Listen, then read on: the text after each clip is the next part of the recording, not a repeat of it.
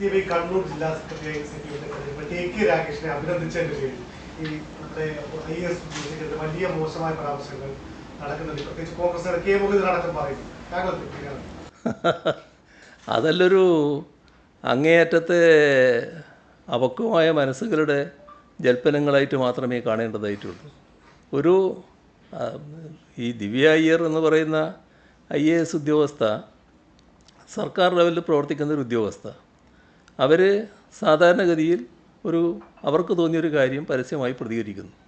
പക്ഷേ ഇവരൊക്കെ കാണുന്നത് എന്താണെന്ന് പറഞ്ഞാൽ അവിടെയാണ് ഈ പുരുഷ മേധാവിത്വത്തിൻ്റെ അങ്ങേയറ്റത്തെ വശം വരുന്നത്. അവരുടെ ഭർത്താവിൻ്റെ രാഷ്ട്രീയം മാത്രമാണ് അവർ കാണുന്നത്. ആ രാഷ്ട്രീയത്തിൽ നിന്ന് വ്യത്യസ്തമായ ഒരു നിലപാടും സ്വീകരിക്കാൻ പാടില്ലല്ലോ എന്നാണ് ഈ പുരുഷ മേധാവിത്വത്തിൻ്റെ ഭാഗമായിട്ടൊരു ചിന്ത വരുന്നത്. ആ ചിന്തയുടെ ഭാഗമായിട്ടാണ് അവരെ വല്ലാതെ ആക്ഷേപിക്കാൻ തയ്യാറായത്. അവർക്ക് തോന്നിയൊരു കാര്യം നിഷ്കളങ്കമായി അവർ പറയുന്നു എന്ന് ഒരു നിലയെടുക്കുക എന്നല്ലാതെ അതിൻ്റെ മേലെ വല്ലാതെ ഓടിക്കയറേണ്ട കാര്യമില്ലല്ലോ.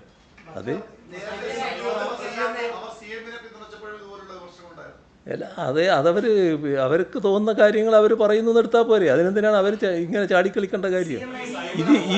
ഈ വശമാണ് കാണുന്നത്. ഈ ഭർത്താവിൻ്റെ രാഷ്ട്രീയത്തിന് വിരുദ്ധമായ നില അവരെടുക്കുന്നു. ഭർത്താവിൻ്റെ രാഷ്ട്രീയത്തിന് വിരുദ്ധമായ നിലയല്ല, അവരുദ്യോഗസ്ഥയാണ്. ആ ഉദ്യോഗസ്ഥ എന്ന നിലക്ക് ഗവൺമെൻറ്റുമായി ബന്ധപ്പെട്ട കാര്യങ്ങളിൽ അവർക്കുള്ള അഭിപ്രായം അവർ പറയുന്നു എന്ന് കണ്ടാൽ മതി.